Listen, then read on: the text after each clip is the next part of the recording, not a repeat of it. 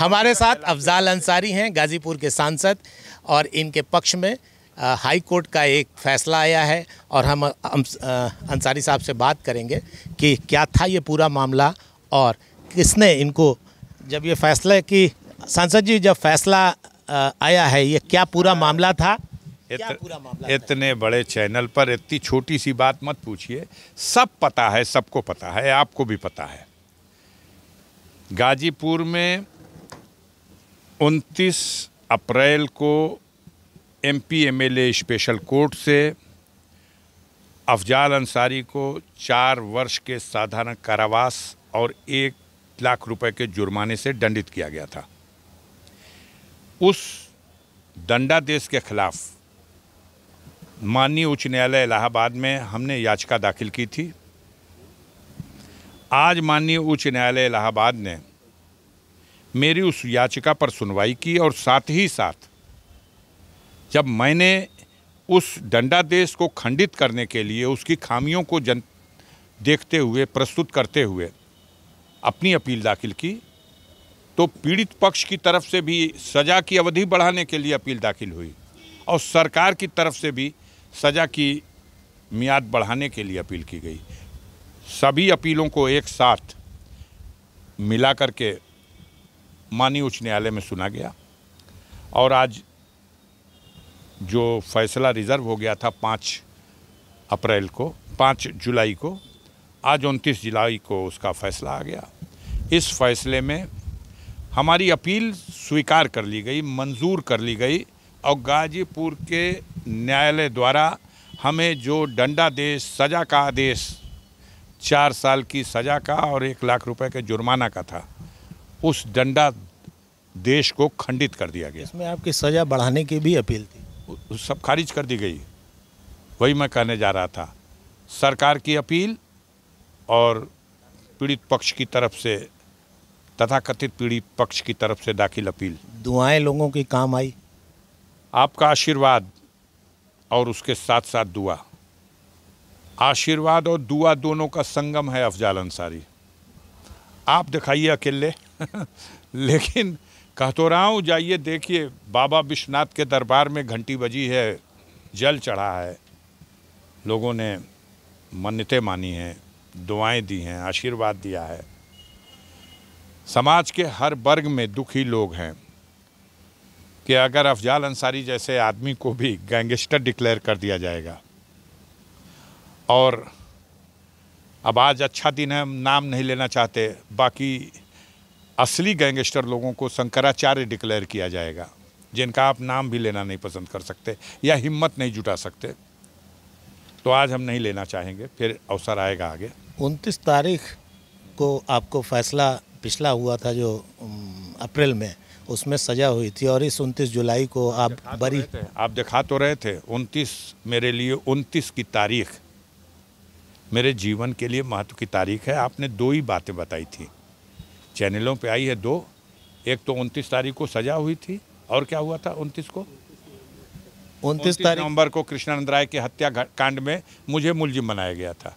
लेकिन 2 और है 29 तारीख की घटना।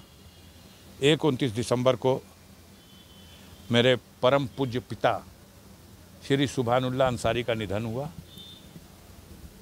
2006 में, और 12 वर्ष के बाद उसी 29 दिसंबर को मेरी पूजनीय माता जी श्री स्वर्गीय राबिया बेगम का भी 29 तारीख को निधन हो गया।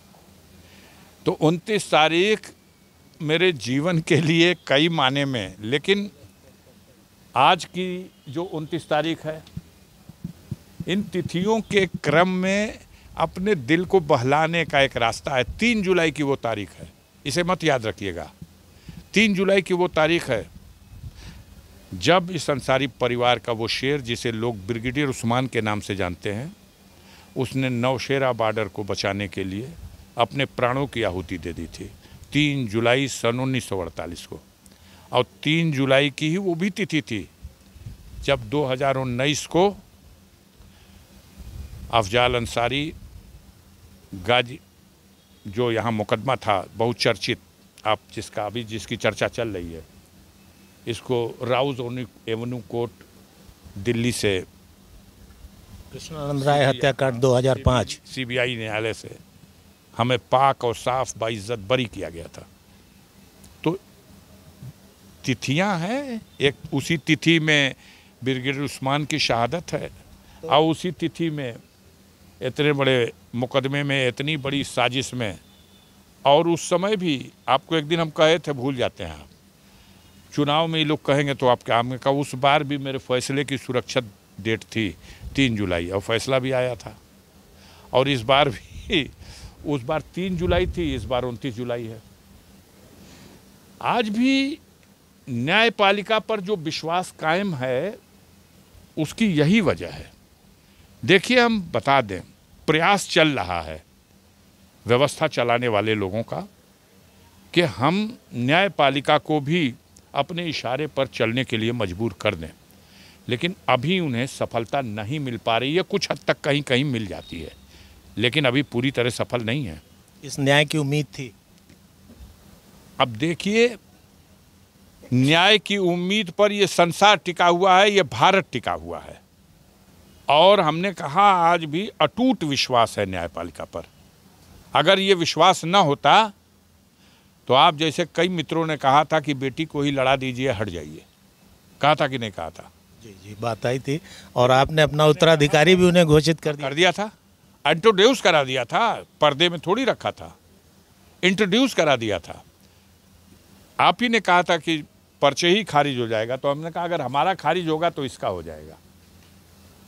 गाजीपुर की जनता के सामने विकल्प दे दिया था और अभी कहा था कि एक अरमान है कि एक बार लड़ लूं, लड़ लिया। इन सवालों से ज़रा पूछिए, बहुत दिन के बाद आपसे मुलाकात हो रही है। कहाँ हैं वो सूरमा जो गाजीपुर की जनता के विकास का डंका बजाते घूम रहे थे? कहीं कोई दिखाई दे रहा?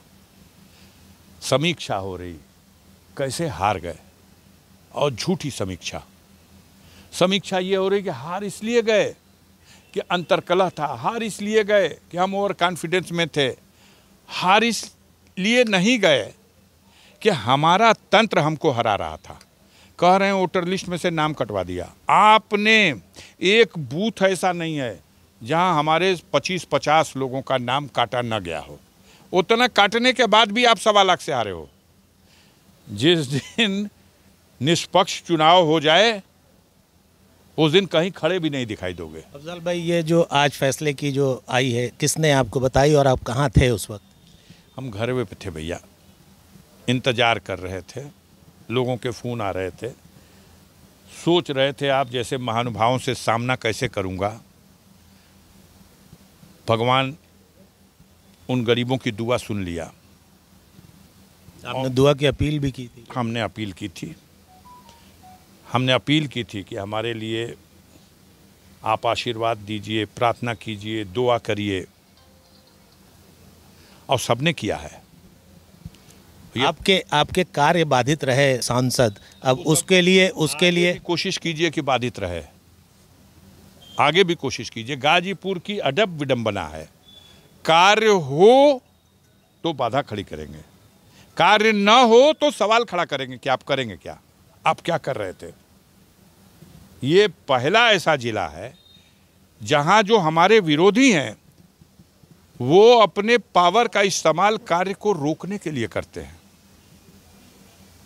और बड़े आदर्शवादी बनते हैं।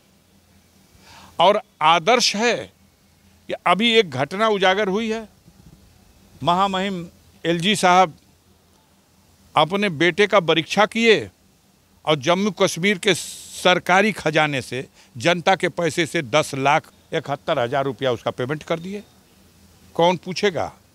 नैतिकता हो तो त्याग पद देना चाहिए, चुल्लू भर पानी में मर जाना चाहिए। कैसा विकास है ये? 25 लाख रुपया संजय शेरपुरिया जैसे ठग से लेकर चुनाव लड़ते हैं और आदर्श पुरुष हैं, विकास पुरुष हैं। बीएसएनएल को मिट्टी में मिला दिया। आज टाटा ने हिम्मत किया है, 15,000 करोड़ रुपया लगाया है, तो अब बीएसएनएल लग रहा है जिंदा हो जाएगा। इस सरकार ने इतना भ्रष्टाचार, इतना अत्याचार इस सरकार को देश की जनता दिल से खारिज कर चुकी है। आपके बगल में आपके डाणे पर एक घटना घटी है, उसकी चर्चा नहीं किया आपने, बलिया वाली। मैं दावे से कह दे रहा हूँ, आप अपने ज़िले में करा लीजिए, मैं थाना बता दे रहा हूँ, उससे बड़ी बरामदगी होगी। कोई थाना बचा है जहां लूट ना हो रही हो? तो इन बॉर्डर का थाना का आपके जिले में बॉर्डर का थाना नहीं है? दूर कहां जाते हैं? भ्रष्टाचार की चीजों को आप लोकसभा में अब उठाएंगे? क्यों नहीं पकड़ पाए? लोकसभा में इन बातों को उठाएंगे? आप बक्सर और उजियार के पुल पर हो रही इस वसूली को क्यों नहीं पकड़ पाए? आप चौथे स्तंभ हैं, आपकी आंखों ने क्यों नहीं देखा था? इस तरह से अगर यह लोग करने लगे तो जो इनका शासन काल है इसमें कुछ और नहीं किया है इन्होंने। बस इतने किया है कि जो पब्लिक सर्वेंट थे उनको बेलगाम कर दिया। लूटो जनता को, अत्याचार करो, डरा दो, धमका दो, जनप्रतिनिधियों के प्रोटोकॉल को दरकिनार कर दो, हमारे कार्यकर्ताओं के कहने पर नाजायज काम भी कर दो। अगर कोई बेचारा अपनी नौकरी बचाने के लिए अगर आनाकानी करे तो उसको अपने चेंबर में अपमानित भी कर दो। इन सवालों पर आइए, होने जा रहा है बाई इलेक्शन 4-10 सीटों का। अच्छा सांसद जी, एक बड़ी बात यह है कि लोकसभा में सत्र चल रहा है, बजट सत्र, तो अब पहुंचने दीजिए। आपका अभी कोई बीच में रस्सी बांध के खींच लीजिएगा। अरे अब पहुंचने दीजिए, पहुंचूंगा तो कुछ बता दीजिए, क्या बोलूं? आप बताएंगे, सिखाएंगे तो कुछ बोलूंगा। अभी तो ये स्थिति है, हमको वहां पहुंचने तो दीजिए। गाजीपुर के हर सवाल को सदन से सड़क तक लड़ा जाएगा और गाजीपुर में भ्रष्टाचार पर भी लगाम लगाया जाएगा। जनता जग चुकी है और व्यवस्था चलाने वाले लोग कंफ्यूज्ड हैं। आपसी अंतरकलह की आग में जल रहे हैं, एक दूसरे पर कीचड़ उछाल रहे हैं। कोई सवाल पूछेगा? कोई सवाल पूछने वाला है? सरकार क्या कर रही है? कानून व्यवस्था चकाचक है। अफजाल भाई, इस जीत का, जो आपको फैसले में जीत मिली है, इसका श्रेय किसको देंगे चलते चलते? छोड़िए, हमारे वकीलों ने अच्छे ढंग से इसको न्यायालय के सामने प्रस्तुत किया। निष्पक्ष न्याय व्यवस्था ने हमें न्याय दिया। जनता के अंदर जो भय और जो घबराहट, लगातार मीडिया का दुरुपयोग करके उनको पिछले 6-7 महीनों से चुनाव के दौरान किसी को नाजायज़ लाभ पहुंचाने के लिए भ्रमित किया गया था, धमकाया गया था, आज उस जनता को भी सुकून मिल गया। विकास कार्य पटरी पे आए। विकास कार्य को अगर आप नहीं रोकेंगे तब आप कहिए कि विकास कार्य, इनकी सांसद निधि रिलीज न किया जाए, आप कहिए, फिर मेरे पैरों में कोई, देखिए हमारे जैसा इंसान बुराई के खिलाफ लड़ता रहेगा और हमारे जैसे इंसान के रास्ते में इस तरह की बाधाएं खड़ी की जाती रहेंगी। और मैंने अपने आप से वादा किया है कि हम बुराई के खिलाफ अंतिम सांस तक लड़ेंगे। बाधाएं आती रहेंगी, देश में लोकतंत्र की व्यवस्था है। जनता ने ये साबित कर दिया है कि कोई हाकिम मालिक नहीं है, जनता मालिक है। विपक्ष अगर सुप्रीम कोर्ट जाएगा? अरे साहब, आप देखिए आज जो है वो देखिए, और कोई भी कहीं जाएगा को भी वहां फेस करेंगे। हम कहाँ चले जाएंगे? हम कहाँ चले जाएंगे? अगर न भी जाने की हौसला होगा तो आप भेजवा दीजिए।